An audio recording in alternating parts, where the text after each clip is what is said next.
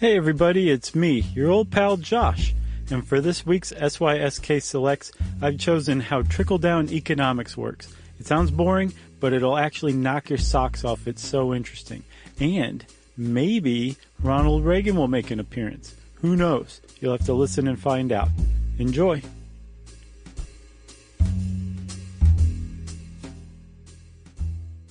Welcome to Stuff You Should Know from HowStuffWorks.com.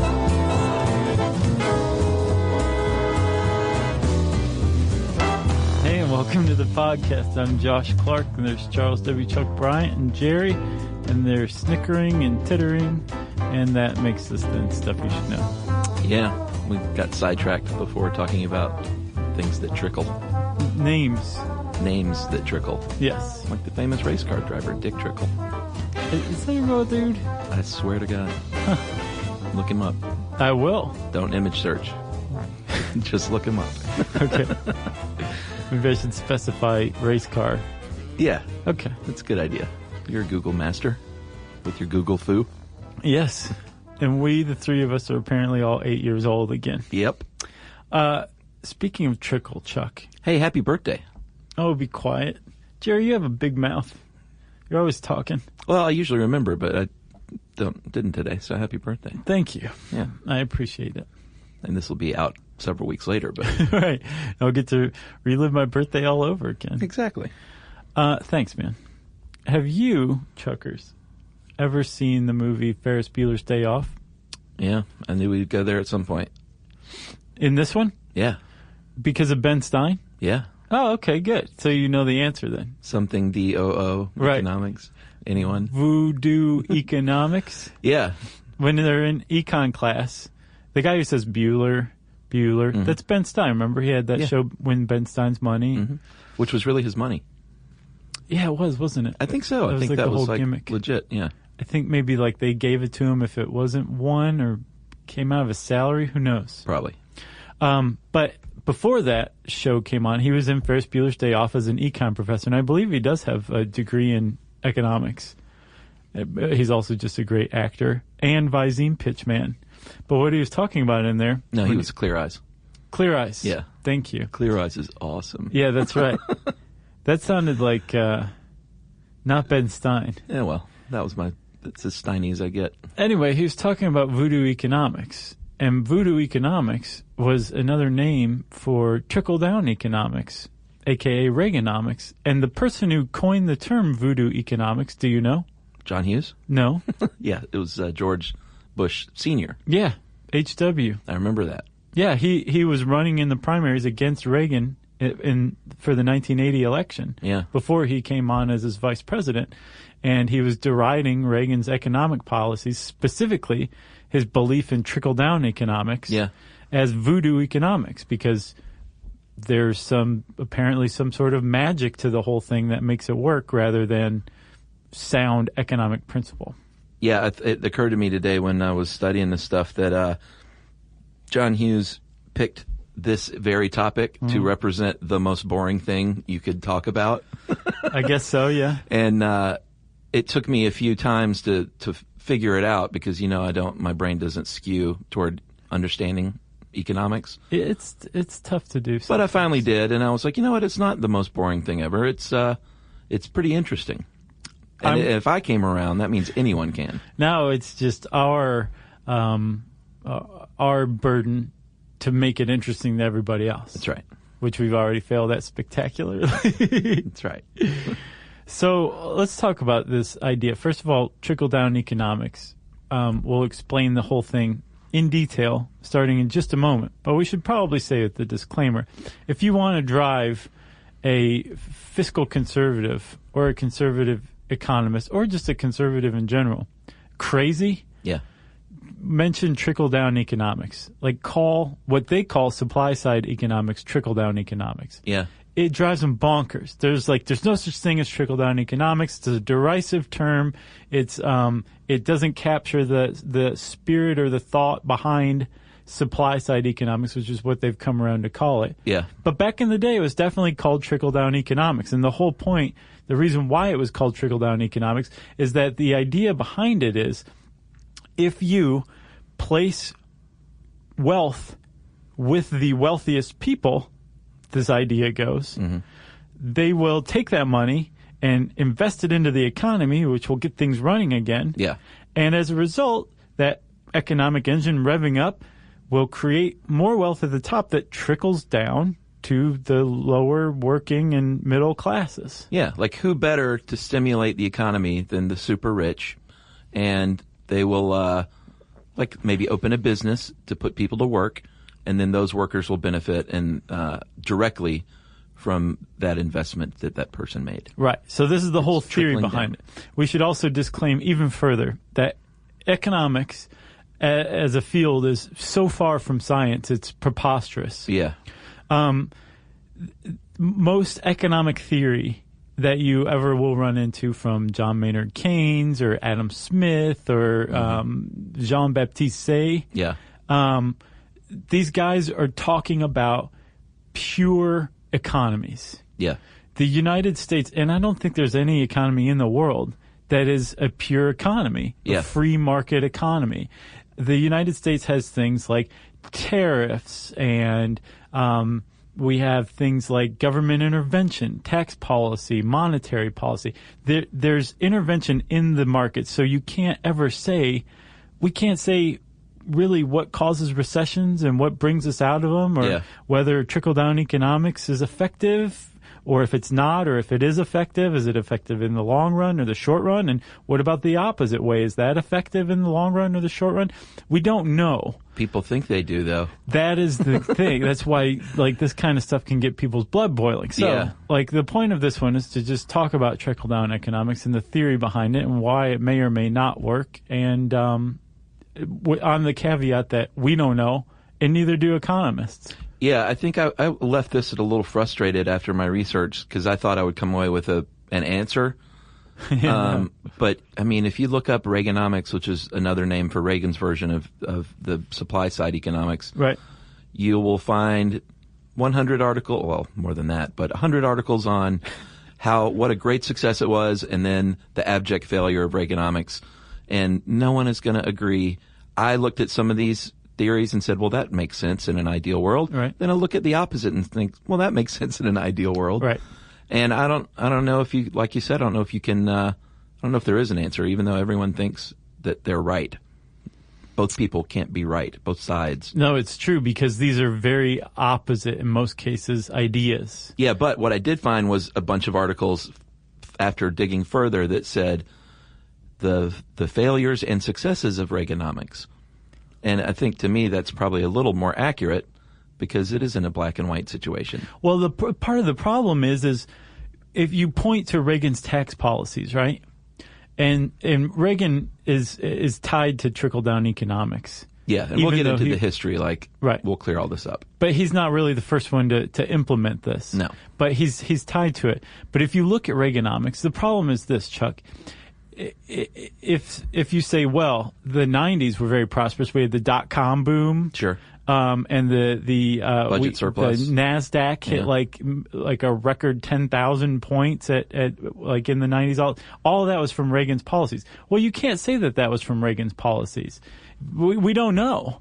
We just simply don't know. Yes. Was it something short-term that the Clinton administration was doing, or was it the long-term effects of Reagan's tax cuts? Yeah. We don't know. Yeah, and we're going to get scores of email from people saying, but we do know. Right. But we don't. No. So just send your email. That's fine, but you're wrong. Well, I guess we should go ahead and say, too, that just the name Trickle-Down was coined by Will Rogers, famous humorist in the 1920s.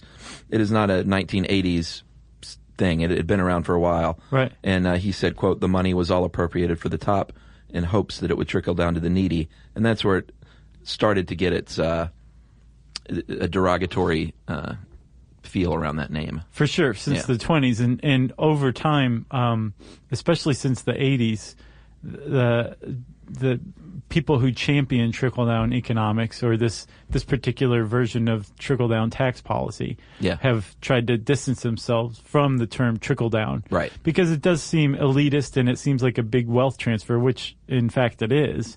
Let's talk about this.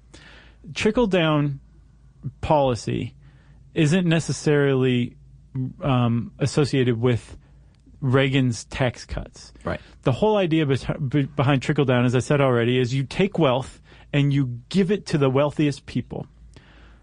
That's what's done. Yeah. It's a wealth transfer.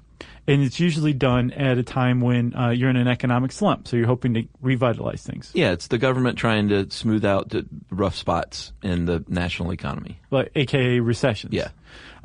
So you're transferring wealth. You're transferring wealth, though, on the premise that that money is going to be reinvested, reinvigorated. Right. Used to reinvigorate the economy, Yeah. right? So it is a wealth transfer. But with the one we're talking about today, specifically, we're talking about Reagan's version. So it's a wealth transfer through tax cuts. Yes. Right? Yes. So when Reagan came into office, he took over a tax policy where the highest tax rate was like 70%.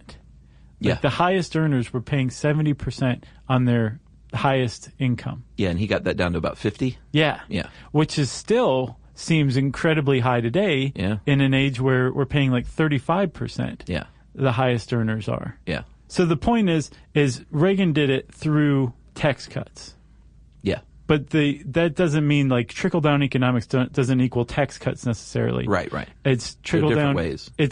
That's one way of putting more money into the hands of the wealthiest people. Right, right. Exactly. It's really a question of supply and demand, and I guess we can go back through time a little bit to Jean-Baptiste Say, who you mentioned, 19th century French economist, and his philosophy has been misinterpreted a lot as supply creates its own demand. Yeah. It's not exactly right. What he was really saying is products are paid for with products, and money just had like a temporary function. Yeah, like if you are somebody who produces something, when you produce that something, that item, when you go make that shoe, Yeah. and you're going to sell your shoe, which is the whole reason you made the shoe in the first place. Sure. And then with that money, you can go use it to buy other goods and services. Right. So the production of that shoe created a wage for you, which in turn stimulated consumption, demand from you for something else. Yeah, product is paid for with product. The misinterpretation that supply creates its own demand is just a bastardized version, and that basically means that there would never be a failed product. Like you can just produce and produce and produce. Right. Which isn't sound. No, that's insane. And I think Say would have said that that is not true as well. Well, he did. He did during his lifetime even say like, well, no, I mean it's possible that there is such a thing as overproduction. Sure. I mean, like if you think about it, like during the housing market crash, like it's starting a few years ago. Sure. There was a glut of homes on the market. And it's not like the people who were building homes just merrily went on building homes and building homes and building homes. Like once the demand ceased, they stopped producing. Yeah, and we still had a glut on the market. Yeah. And the ones who were still just sinking money into building just stopped basically. Yeah. And it was because there was an oversupply because demand had ceased. So the idea that if you produce it, demand will come on a short-term basis is just kind of a fallacy. Yeah, but in the earlier days of this country, a lot of big thinkers agreed with him. Yeah. Like Jefferson. But the tide turned later on in our country with the introduction of Mr. Keynesian economics. Yeah, so which we've talked about in our audiobook. Yeah, we did. Stuff you should know, super stuff guide to the economy. Yeah, which is probably super outdated. I wonder. But I think there's some evergreen content in there. Yeah. I mean, it was like an economics 101 course. Yeah, that's true. With us. Yeah. But so the basis of Say's law is that if you stimulate production, then you'll get the economy going again. And it was implemented for a while, like some of the early 20th century presidents, like Hoover, among others. Yeah. Like Harding and Coolidge. Yeah. JFK. Well, JFK later, but early on in the 20th century, Harding and Coolidge both implemented this kind of what's called supply side policy, tax policy. Say's law. Right, where if you stimulate production through lowering taxes at the top, and we'll tell you in a second how those two are correlated, you can get the economy going again. Well, Hoover also followed the same policy, and under Hoover's watch, the Great Depression happened. Yeah, which would cause any just regular thinking person, even if they don't understand economics, to think, hey, we're doing it wrong. Right. So Roosevelt came along. That's right. Roosevelt held the opposite view, and he was very much a Keynesian. And he was operating at the same time that Keynes was writing and working himself. And John Maynard Keynes said, no, you guys have it backwards. Yeah. You don't stimulate the supply, you stimulate the demand. Then all of a sudden, if you have a housing glut and you suddenly have people who have more money to spend, they'll take care of your housing glut, and then things can get back to normal. We reach equilibrium again. Yeah, he was about short-term ideas, short-term fixes, maybe lower interest rates, maybe taxes, fiscal policy, taxes and spending. Basically what you hear a lot about these days. Keynesian economics kind of lasted a long time until probably Kennedy and then Reagan. Right. It's like there's only been a handful of U.S. presidents who really endorse the trickle-down theory. Like wholeheartedly. Since the 20th century, yeah. It's the Keynesian policies ruled, and it was very much about cutting taxes for the lower and middle and working classes, increasing taxes for the rich, because if you're a government, you still need revenue, right? Sure. So you can't just cut taxes for everybody. If you cut taxes for one group, you kind of need to increase it for another because you still need your money coming in. Yeah. Of course, you could also take the radical step of figuring out how to eliminate waste and bloat in government. That would help a lot, but we're not talking about that in this one. No. We're talking about trickle-down economics. That's right. So then along comes Kennedy, who says, hey, my dad was pretty rich, so I'm kind of thinking that this trickle-down thing might work. Right. So he got into supply-side economics. And then when Reagan came along, he really championed this whole idea. And it was out of a result of some guys in the 70s saying, there's this whole other thing that we've been ignoring, which is this trickle-down tax policy that we should implement. And they got Reagan into it, and he implemented it. Yeah, and after this message break coming up here in a sec, we are going to talk a little bit about, if it doesn't sound like it makes sense to you, there's a certain curve that we'll explain that might clear it up for you. All right, so we're going to talk about the Laffer curve, which was also in Ferris Bueller. Oh, was it? Yeah, he says Laffer curve, but in high school I had no idea what. No. I was like, what are those words together? I don't understand. Yeah. Laffer was a person, Laffer. And the Laffer curve helps explain a little bit why trickle-down economics could possibly work. Is that a good neutral way to say that? I would say so. The idea of the Laffer curve is that the relationship between taxes and revenues is a curve instead of a direct relationship. Yeah. So at a certain point, let's say you own a company making shoes, and you gross $10 million through the first 2 financial quarters. Right. And you're taxed at, let's say, 50%. And if you make any more money, then you're going to jump up into that 90% tax category. You might slow down production. You might halt production altogether and say, you know what, I'm going to take off the rest of the year. Right. Maybe even put these people out of work for 4 to 6 months. Furlough, and because I don't want to be taxed anymore. So if you look at that on a graph, it's going to be, if you tax people 100%, they're not going to work. If you tax people 0%, you're not getting any money. So in the middle of there is the curve. Right. It basically, Laffer's curve suggests that the correlation between tax rates and tax revenue is not totally positive. No. At some point, it starts to go back down. Yeah, that's called the prohibitive range. At a certain point, people don't want to be taxed in that range. Yeah, and it's not even necessarily that they are not working any longer because they resent being taxed. Yeah. What Laffer was pointing out is that there is this prohibitive range, and within the prohibitive range, you remove the incentive to work theoretically. Right. Where, and Jay McGrath, who wrote this, gave a pretty good example where it's like, if you make that money and you are taxed 50%, that's tolerable. You still get to keep 50% for yourself. Right. But when you're taxed in that 90th percentile,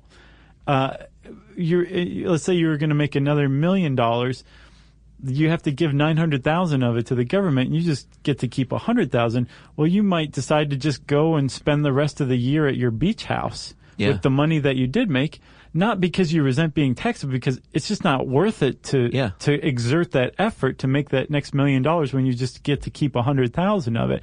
So at that point, in that prohibitive range, the tax policy is effectively keeping people from working, inducing them to not work any longer, which is bad for an economy. And that's if your income is directly related to your work. Right. You could conceivably, if you owned a factory or something and you didn't have to really exert any problems, and you could still make payroll and all of that stuff, it might be worth it to just leave it to these other people to make that extra $100,000 for you. Rather than go off to the beach house. But if your effort directly is taxed, then yes, it would become a disincentive toward work. Conceivably, we should point out, Chuck, and Jane didn't do a very good job of doing that in this article.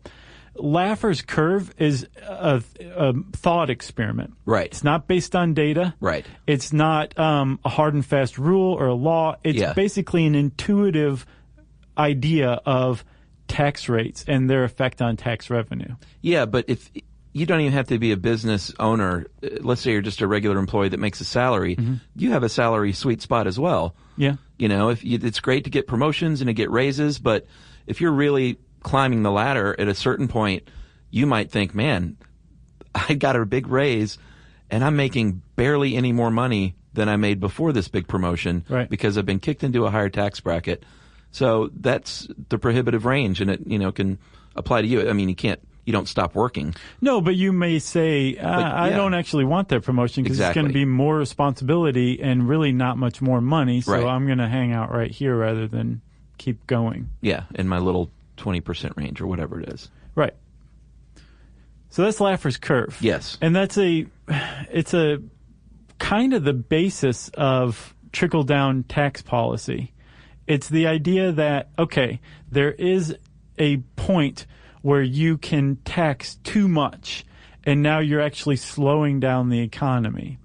So based on Laffer's curve, when you're looking at it through trickle-down policy, there's a point then that, like you said, there's a sweet spot as far as tax revenue goes. Yeah. And it creates this seeming paradox where if you cut tax rates at a certain point, you'll actually increase tax revenue. Because people will be incentivized to work more throughout the year.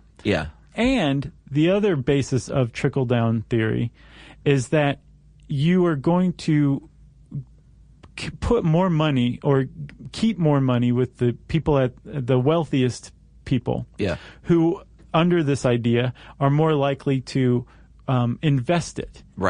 Back into the economy. And when they do that, supposedly, allegedly, the economy booms. What you can't account for is just the single person. This is looked at in the broadest terms because somebody could make all their money and just sit on it in the bank, which isn't reinvesting it. That is a really, really, really big point. You'll remember back at the beginning of this recession, the Fed was doing everything it could to cheapen lending. And still has been. And it didn't do anything. Lending still dried up. Come on. Like, you have to take into account things like insecurity, fear, being human. Yes, being human. Like, we're not necessarily rationally maximizing actors, humans are. Like, there is such thing as fear and the idea that maybe hoarding money is best. So what's possible then, if you follow this trickle-down tax policy, is you're taking money from everybody else and giving it to the rich, or if your head just spun because you're a fiscal conservative, what you're doing is allowing the rich to keep more of their income, but they're not doing anything with it. At least as a short-term fix, that's not a good idea, because you can probably bet that eventually the rich are going to take that money and invest it back in the economy. But it's not necessarily... more money. But when's that going to happen? You can't really say. And part of the other problem with it is that you are then also basically handing money out at a fire sale. You're saying, hey, here's a bunch of money, invest it back in the economy. And have we mentioned the bargain basement rates you can get on all of these businesses over here because the economy's in a recession? Yeah. It's like an infomercial. Yeah, very much so, you know, and it's like it is literally a wealth transfer. And under some circumstances, like the recession that we're still coming out of now, it is a wealth transfer and an asset transfer. In that the people who have the most money, the wealthy, also have the most buying power, and they have the best bargains. Yeah, Thomas Sowell is a economist, and he won't call it trickle-down economics because he thinks it literally benefits the workers immediately and first, because in the idealized version, they're going to reinvest, and the very first thing that's going to happen is they're going to put people to work, and people are going to have jobs. So yeah, he's not going to call it trickle-down theory because he thinks it works literally the opposite way. No, I read a column in the National Review by him, and he's like, you'll never find a legitimate economist, a history of economic theories and policies and analysis. You'll never find trickle-down economics anywhere. Yeah. Like, it drives him crazy that people call it that because it has such a negative association, an elitist wealthy association. Yeah, and you know, if you're during election time or during if you see these big tax cuts for the wealthy, if it makes your blood boil because you think these people are obviously in the hip pocket of the politician, that may be true, but you can still remove yourself from that and look at the theory itself and does it work or does it not? And we will do that after this message.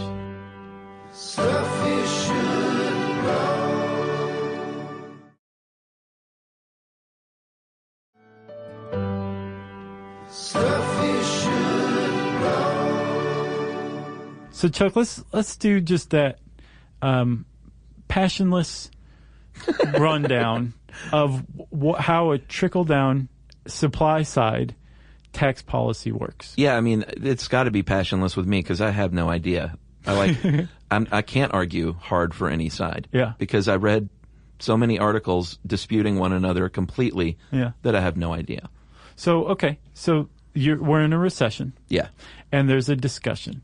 Is it supply or demand that you want to stimulate? Well, with supply side economics, trickle down is what you call it in the vernacular. Sure. You want to stimulate the supply. Yeah. Because under this belief, if you stimulate the supply, the people who are producing stuff will have stuff for sale, and people will buy it, and more money will enter the economy, and things will get back to normal. Yes. Because the basis of this is that people still work during recessions, and since they're working, they have money to buy things. Not everybody's working, but you can handle the idea that not everybody's working by getting production going again, because that creates jobs. Yeah. And that in turn generates even more income. Okay? That was passionless. So how do you do that? Well done. According to trickle-down supply-side tax policy, you cut the tax rates of the wealthiest people.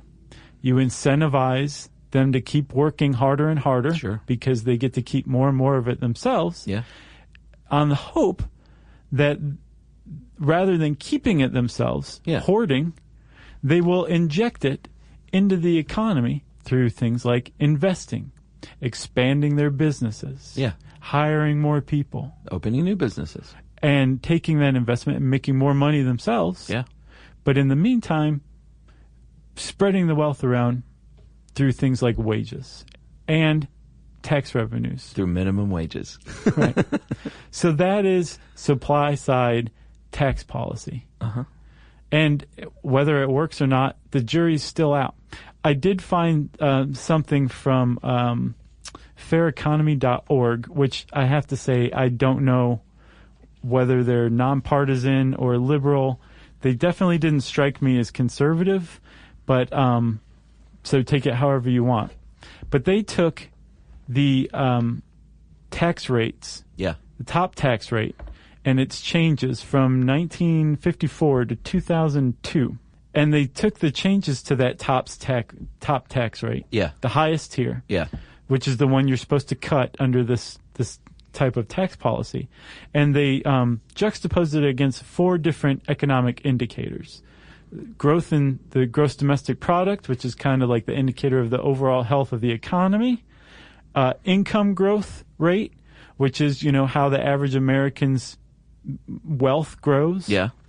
I think changes to unemployment and the growth of the hourly wage. And they found that the correlation was basically statistically non-existent.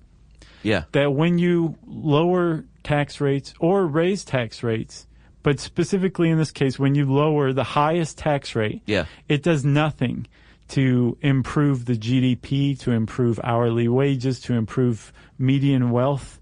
It just statistically speaking, over the course of this 1954 to 2002, lowering the tax rates did nothing for those things.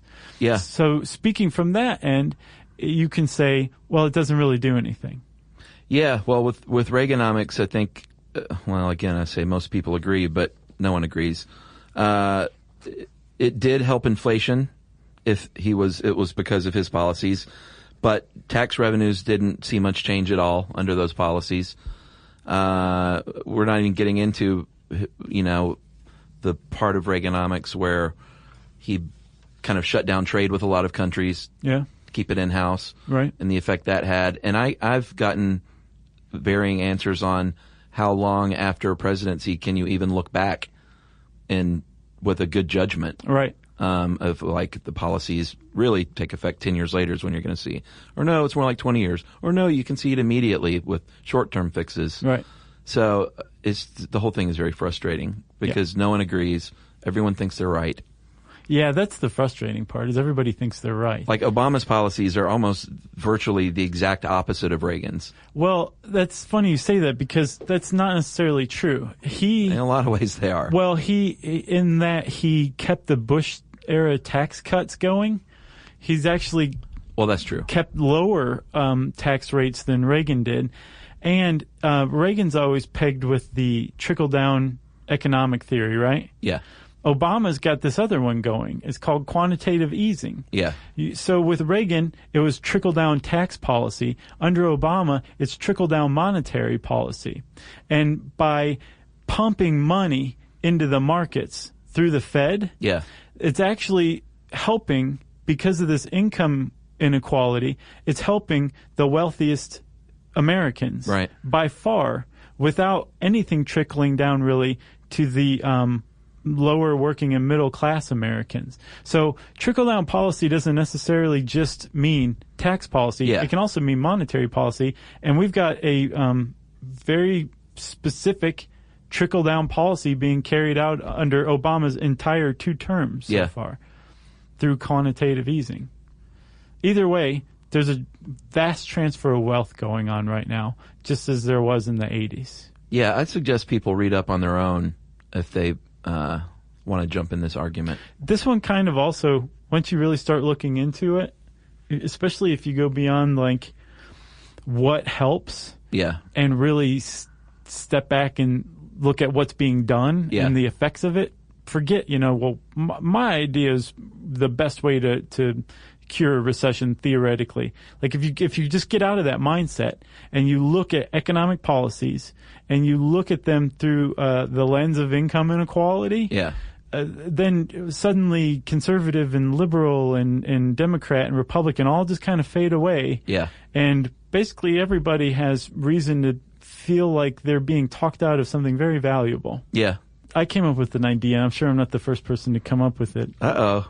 Joshonomics? I wonder if you did cut down on the tax rates for the wealthy to about where they are now. This is like bargain basement tax rates, frankly. 35%. It used to be at 90% in the 60s. 90 was the highest. Now it's 35. Well, and much of the world 50% under Reagan. Yeah, much of the world pays a lot more taxes than we do. Oh yeah. So 35% I think is fair for everybody. To say the least, if not unfair, because it's so low. Right. But let's say that it's fair. you keep the tax rates low on the wealthiest earners, and you let them build up as much money as they want in their lifetime. Okay. But when they die, you tax their estate like there is no tomorrow. Oh, yeah? And I wonder, first of all, you increase revenue. Sure. But you also prevent dynasties. You want to prevent dynasties? Sure. I read an article about how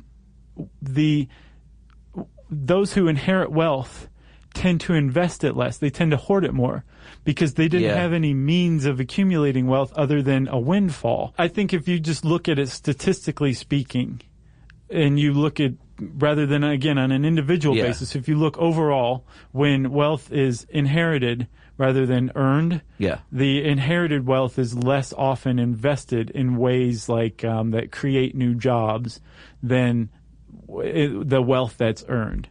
And it's the same thing. Like if you won the lottery or something like that, you should be terrified of losing that money because you didn't do anything to earn it. So there's no guarantee whatsoever that you will ever earn that money or have that money again once you spend it. If you amass a fortune in industry and lose it, you did it once, there's a likelihood that you could go do it again. Yeah. But so you're more likely to take more risks with that wealth. But people work to take care of their families for generations to come. Like that's what their goal is. Right. So let's say you have $100 million estate. Okay? Okay. And you have one kid, and your estate is taxed at 90% when you die. Okay. Your kid still gets $10 million. If your kid inherited $10 million, you're a wealthy person and your kid inherits $10 million, I think you can get your eternal rest easy knowing that your kid's going to be okay with the $10 million for the rest of his or her life. I think that's fair. Yeah. That's enough to set them up in business for sure. That's enough of a leg up that most people don't have. That's fine. You don't have to agree with me. I think it's like when I hear about Bill Gates is only going to leave his kids so much money, or whoever, was it Bill Gates or Warren Buffett or someone? They both they pledged like a significant amount of their estates. Right. Just leave that to their children. I think that's great, but I think that's should be a person's choice, and the government shouldn't make that decision for them. Like government making decisions like that makes my blood boil. But that's tax policy, man. Like they can make that decision while you're alive or when you die. It's still your income being taxed. And either way, it's like, are they taxing your inheritance before your death? Or but it isn't tax policy because Joshonomics isn't. No, but the very fact that there are taxes and that it's progressive means that the wealthiest people pay more. The more you earn, the more tax you pay. Yeah. So why does it matter whether it's now or when you die? And I that's not that's kind of a glib interpretation because I realize what I'm saying is normal taxes now and then a heavy tax when you die. Right. To prevent dynasties and to increase revenue. I just don't think it'll disincentivize work. Because I think while you're alive, you still want to make money. The people who are dedicated to amassing hundreds of millions or billions of dollars, that's not going to prevent them from making money while they're alive. It's not. You don't think? They're still alive. And their kids still get a slice of the pie. Right. But what about their kids' kids and their kids' kids? Well, then it's up to their kid to go out and through his own effort or her own effort, amass their own fortune, just like everybody else's.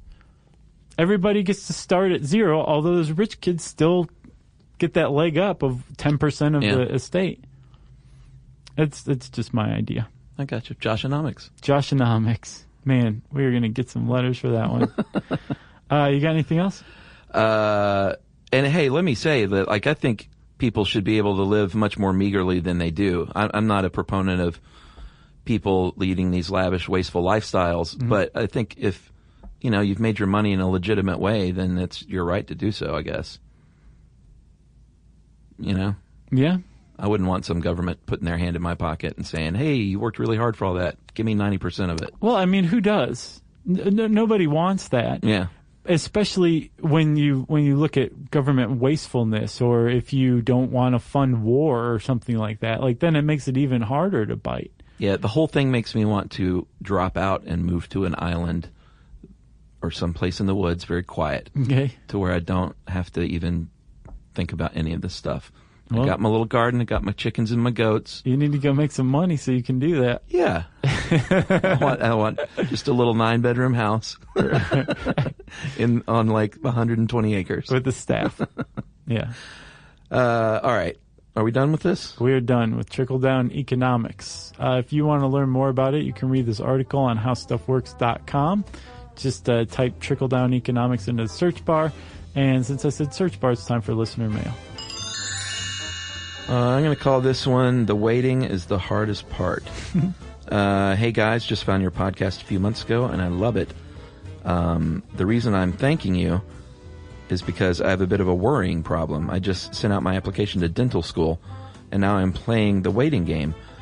Through my waiting, I always find myself worrying and wondering what could happen, even though I know it's not the best thing for me. Through my long days at work this summer, listening to you guys really helps me not only take my mind off the process, but helps take the bite off my worrying mind and even makes me laugh out loud while people look at me like I'm on crack. Which, by the way, I know all about through your crack podcast. That was a good one. So thanks for what you do. You're informative, and your humorous podcast makes my day easier and helps me through the waiting game and teaches me so much about what I do not know. By the way, I know it's a long shot, but if by any chance you read this on listener mail, please give a shout out to my fiancée, Elizabeth. We have less than a year before our big day. Ooh. And that is from Caleb Davis in Decatur, IN. Is that Indiana? Yes. Yes. So Caleb, I was just making sure there wasn't some new state I didn't know about. Idaho. Yes. So Caleb and Elizabeth from Idaho, congratulations. And Caleb, I hope you get into dental school, my friend. Follow up with us. Doesn't Caleb write us frequently? Is that the Caleb I'm thinking of?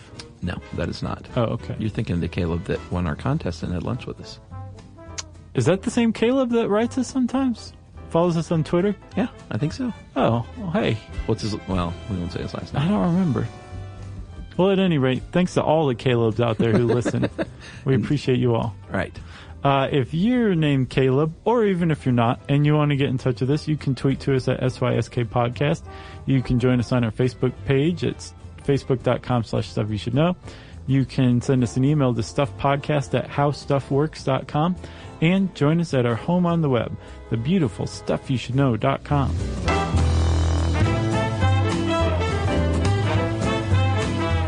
For more on this and thousands of other topics, visit howstuffworks.com.